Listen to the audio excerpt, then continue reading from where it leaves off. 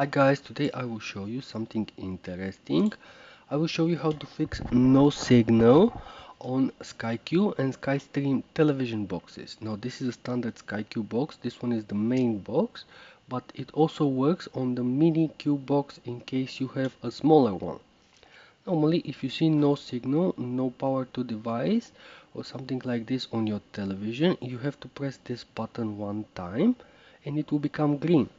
Then the television will start working and it will display the Sky channels.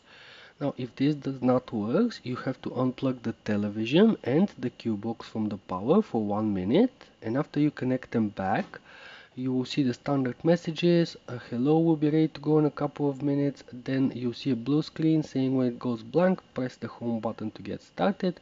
Wait until you see no signal after the blue screen and press this button one time and your television will start working. Now we're also going to have a look at the SkyStream box. SkyStream is the Sky television from the internet. This is the power cable. This is the cable to the television. This is the cable for the internet.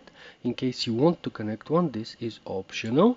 And this is for an aerial, but you don't really need to use it because it may not work for all of the channels if you connect it.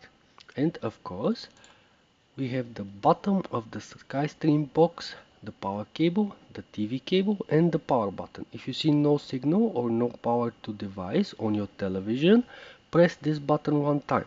If this does not work, unplug the television and SkyStream box from the power for 1 minute. Then after you connect them back, press this button one time and you will see that the television will start working. Thanks for watching guys. If you want to support us, feel free to give us something on PayPal, or you can trade our work token on the PancakeSwap exchange.